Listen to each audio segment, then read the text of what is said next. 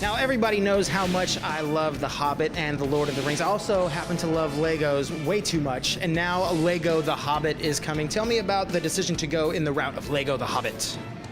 Wow, what an opening question. Well, with Lego Lord of the Rings, we had so much success. There was so much more that we had still to tell. I mean, and with the release of the amazing new films from Peter Jackson in New Line, there's a wealth of new characters, new stories, as well as whole new environments within Lego Middle-earth, new powers, new abilities, new villains to tell.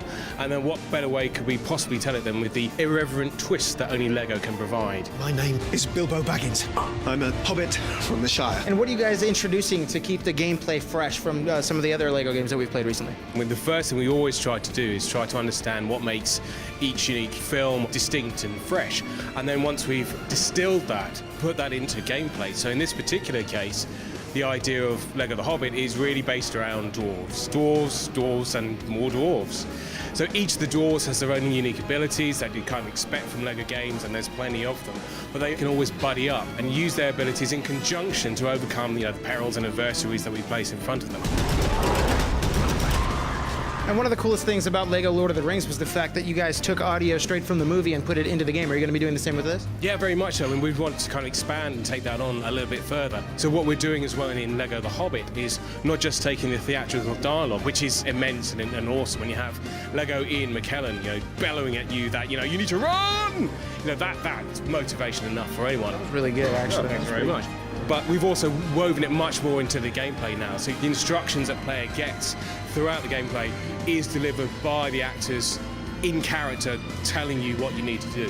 So that helps build up that kind of sense of theatrical and drama that you have permeating throughout the whole of the game. What are you going to do now, wizard?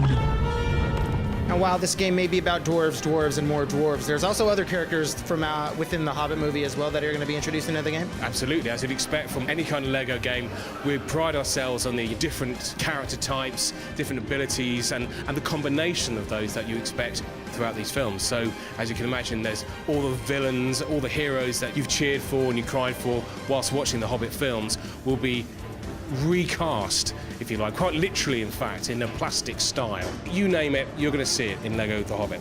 Saruman? But of course. Sauron?